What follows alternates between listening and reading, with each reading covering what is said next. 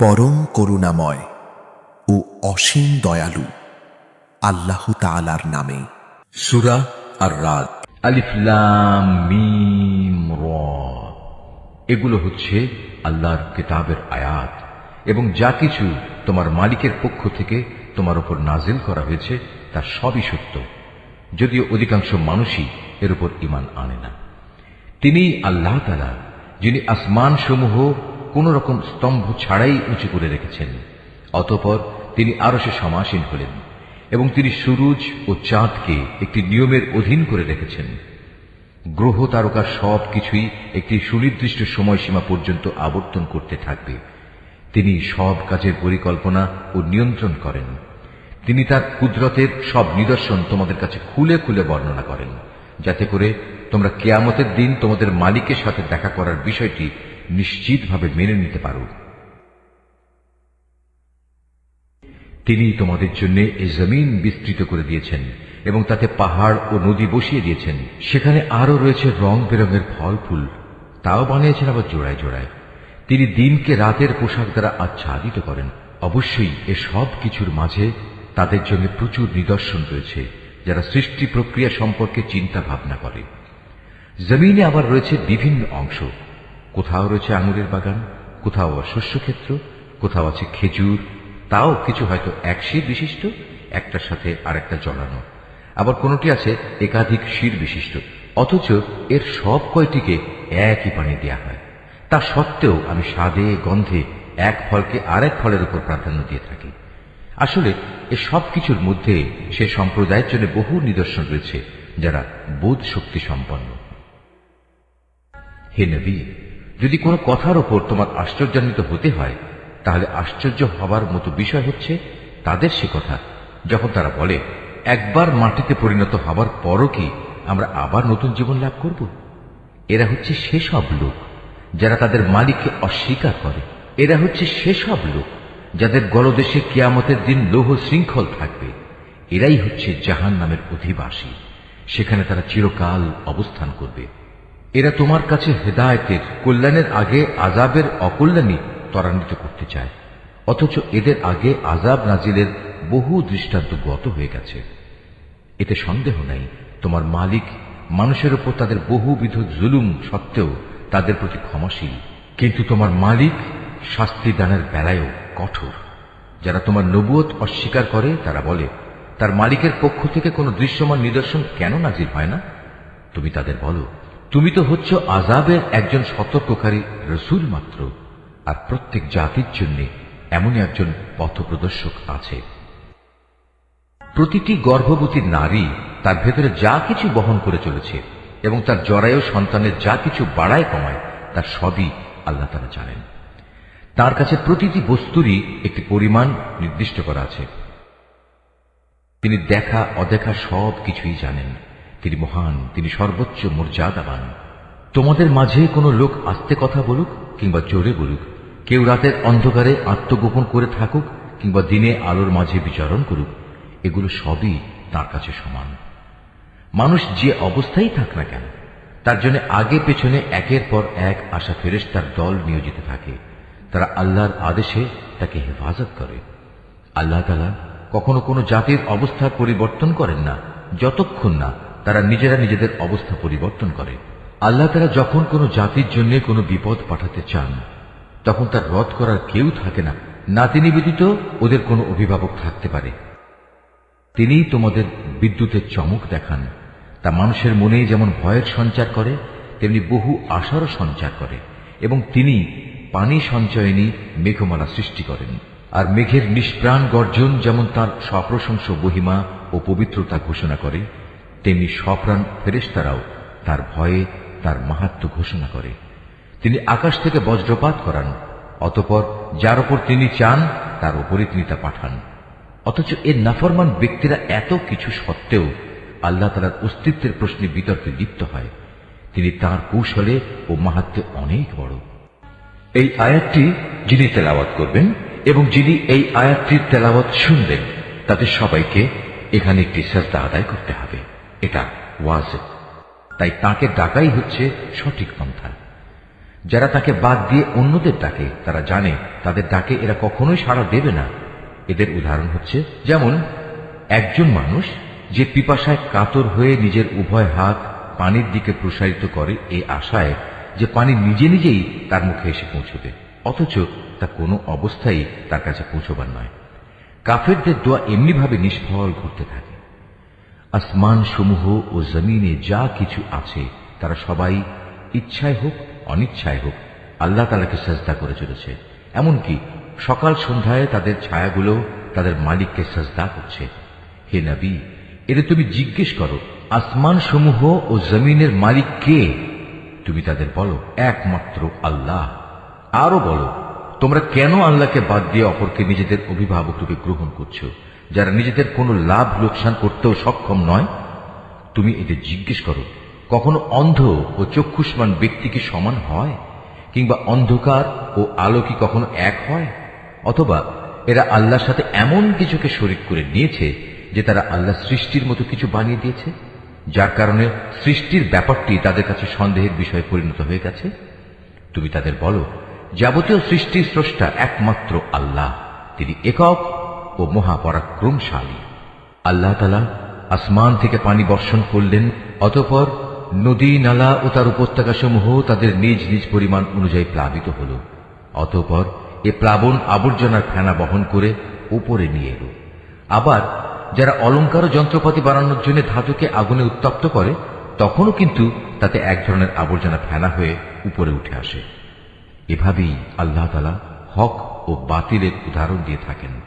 অতঃপর আবর্জনার ফেনা এমনি বিফলে চলে যায় এবং পানি যা মানুষের প্রচুর উপকারে আসে তা জমিনেই থেকে যায়। আল্লাহ তাআলা মানুষদের জন্য এভাবেই সুন্দর দৃষ্টান্ত সমূহ পেশ করে থাকেন। যারা তাদের মালিকের এ আহ্বানে সাড়া দেয় তাদের জন্য মহাকল্যাণ রয়েছে, আর যারা তাঁর ডাকে সাড়া দেয় না, কিয়ামতের দিন তাদের অবস্থা হবে তাদের পৃথিবীতে যা কিছু সম্পদ আছে তা সমস্ত যদি তাদের নিজেদের অধিকারে থাকত, তার সাথে যদি থাকত আরো সমপরিমাণ ধন সম্পদ, তা হলেও আযাব থেকে বাঁচার জন্য তারা তার নির্দ্বিধায় মুক্তিপণ হিসেবে আদায় করে দিত। এরাই হবে সেসব হতভাগ্য মানুষ যাদের হিসাব হবে খুব কঠিন। জাহান্নামী হবে ওদের নিবাস, কত নিকৃষ্ট সে নিবাস। যে ব্যক্তি জানে যে তোমার মালিকের পক্ষ থেকে যা কিছু তোমার উপর নাজিল করা হয়েছে তা একান্তই সত্য, সে কি করে এমন ব্যক্তির মতো হবে যে এসব কিছু দেখেও অন্ধ হয়ে থাকে? একমাত্র বোধ শক্তি সম্পন্ন ব্যক্তিরাই শুধু উপদেশ গ্রহণ করতে পারে। এরা সেসব লোক যারা আল্লাহর সাথে আনুগত্যের চুক্তি মেনে চলে এবং কখনো প্রতিশ্রুতি ভঙ্গ করে না, এবং আল্লাহ তাআলা যেসব মানবীয় সম্পর্ক অক্ষুণ্ণ রাখতে আদেশ করেছেন যারা তা অক্ষুণ্ণ রেখে চলে, যারা নিজেদের মালিককে ভয় করে, আরো যারা ভয় করে কিয়ামতের কঠোর হিসাবকে, যারা তাদের মালিকের সন্তুষ্টি লাভের জন্য বিপদ মুসিবতে ধৈর্য ধারণ করে, যথারীতি নামাজ কায়েম করে, আমি তাদের যে রিজিক দিয়েছি তা থেকে তারা আমারই পথে খরচ করে, গোপনে কিংবা প্রকাশ্যে। যারা নিজেদের ভালো কাজ দ্বারা মন্দ কাজ দূরীভূত করে, তাদের জন্যই রয়েছে আখিরাতের শুভ পরিণয়। সেটা হচ্ছে এক চিরস্থায়ী জান্নাত। সেখানে তারা নিজেরা যেমনি প্রবেশ করবে, তেমনি তাদের পিতামাতা, তাদের স্বামী স্ত্রী ও সন্তান সন্ততিদের মধ্যে যারা নেক কাজ করেছে তারাও প্রবেশ করবে জান্নাতের প্রতিটি দরজা দিয়ে।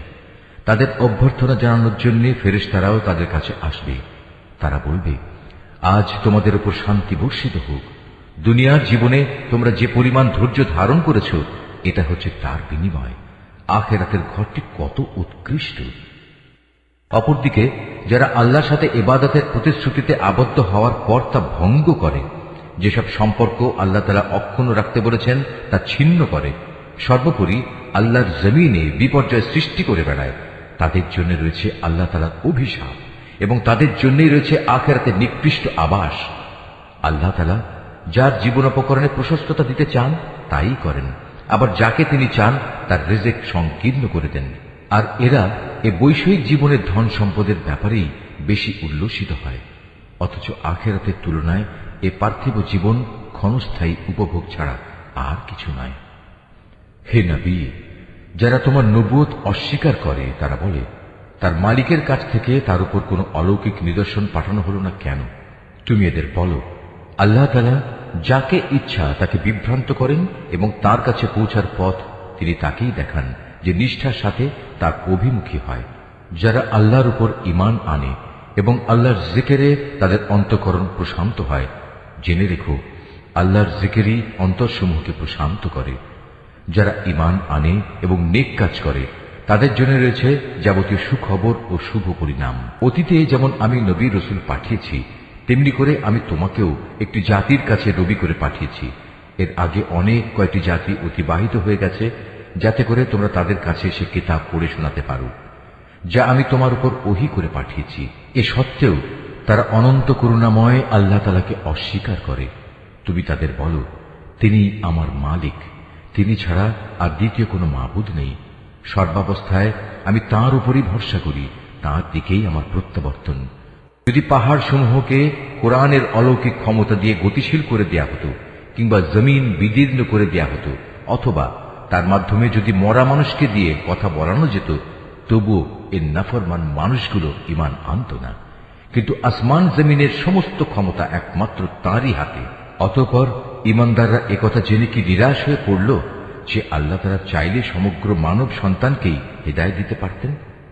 এভাবে যারা কুফরের পথ অবলম্বন করেছে তাদের কোনো না কোনো বিপর্যয় ঘটতেই থাকবে, কিংবা তাদের নিজেদের ওপর না হলেও আশপাশে তা আপতিত হতে থাকবে, যে পর্যন্ত না তাদের জন্য আল্লাহ তাআলার চূড়ান্ত আযাবের ওয়াদা সমাগত হয়। আল্লাহ তাআলা কখনোই প্রতিশ্রুতি ভঙ্গ করেন না। হে নবী, তোমার আগেও নবী রসুলদের ঠাট্টা বিদ্রূপ করা হয়েছে। অতঃপর আমি প্রথমে তাদের কিছু অবকাশ দিয়েছি যারা কুফরি করেছে। এরপর আমি তাদের কঠোর শাস্তি দিয়েছি। কত কঠোর ছিল আমার আযাব!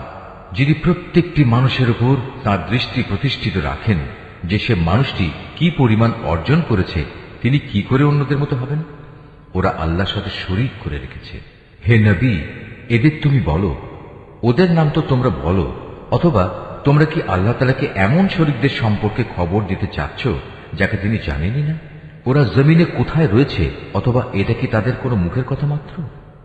আসল কথা হচ্ছে, যারা কুফরি করেছে তাদের চোখে তাদের এই প্রতারণাকে শোভন করে দেয়া হয়েছে। আল্লাহ তাআলার পথ থেকে তাদের অবরোধ করে রাখা হয়েছে। আল্লাহ তাআলা যাকে গোমরা করেন তার জন্য পথের দিশা দেখানোর আসলেই কেউ নেই। এদের জন্য দুনিয়ার জীবনেও অনেক শাস্তি আছে, তবে আখিরাতে যে আযাব রয়েছে তা বেশি কঠোর। মূলত আল্লাহর ক্রোধ থেকে তাদের বাঁচাবার মতো কেউ নেই।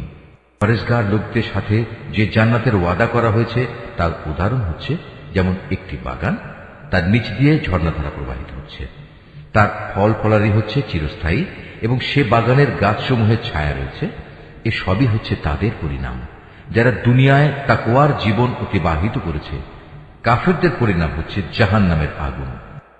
হে নবী, যাদের আমি ইতিপূর্বে কিতাব দান করেছিলাম তারা তোমার উপর যা কিছু নাজিল করা হয়েছে তাতে বেশি আনন্দ অনুভব করে। এই দলে কিছু লোক এমনও আছে যারা এর কিছু অংশ অস্বীকার করে।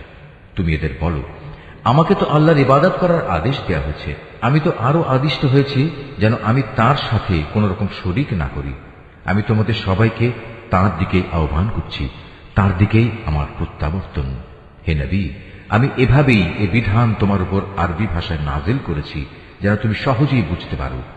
তোমার কাছে আল্লাহর পক্ষ থেকে যে জ্ঞান এসেছে তা সত্ত্বেও যদি তুমি তাদের খেয়াল খুশির অনুসরণ করো, তাহলে আল্লাহর সামনে তোমার কোনোই সাহায্যকারী থাকবে না, না থাকবে তোমাকে বাঁচাবার মতো কেউ।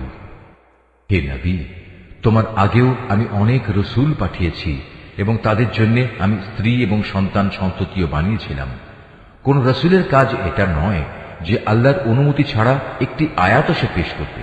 মূলত প্রতিটি যুগের জন্যই ছিল এক একটি কিতাব, আর সেসব কিছুর মাঝ থেকে আল্লাহ তাআলা যা কিছু চান তা বাতিল করে দেন এবং যা কিছু ইচ্ছা করেন তা পরবর্তী যুগের জন্য বহাল রেখে দেন। মূল গ্রন্থ তো তাঁর কাছেই মজুদ থাকে। হে নবী, যে আযাবের ওয়াদা আমি এদের সাথে করি তার কিছু অংশ যদি তোমার জীবদ্দশায় আমি তোমাকে দেখিয়ে দিই, কিংবা তার আগেই যদি আমি তোমাকে মৃত্যু দিই, তাহলে তোমার উদ্বিগ্ন হওয়ার কিছু নেই। কেননা তোমার কাজ তো হচ্ছে আমার কথাগুলো পৌঁছে দেয়া, আর আমার কাজ হচ্ছে অমান্যকারীদের কাছ থেকে তার যথাযথ হিসাব বুঝে নেয়া। এরা কি দেখতে পায় না যে আমি তাদের জমিন চার দিক থেকে আস্তে আস্তে সংকুচিত করে আনছি? আল্লাহ তাআলা যা চান সে আদেশ জারি করেন, তার সে আদেশ উল্টে দেওয়ার কেউই নেই। তিনি হিসাব গ্রহণে খুবই তৎপর। যারা এদের আগে অতিবাহিত হয়ে গেছে তারা বড় বড় ধোঁকা প্রতারণার আশ্রয় নিয়েছিল। কিন্তু যাবতীয় কলা কৌশল তো আল্লাহ তাআলার জন্যই, কেননা তিনিই জানেন প্রতিটি ব্যক্তি কখন কি অর্জন করে। অচিরেই কাফেরা জানতে পারবে আখিরাতে সুখ নিবাস কাদের জন্য তৈরি করে রাখা হবে। নবী, যারা আল্লাহ তাআলাকে অস্বীকার করে তারা বলে, তুমি নবী নও, তুমি ওদের বলে দাও, আমার এবং তোমাদের মাঝে আমার নবুয়তের সাক্ষ্যের ব্যাপারে আল্লাহর সাক্ষ্যই যথেষ্ট। উপরন্তু যার কাছে পূর্ববর্তী কিতাবের জ্ঞান আছে সেও এ ব্যাপারে সচেতন।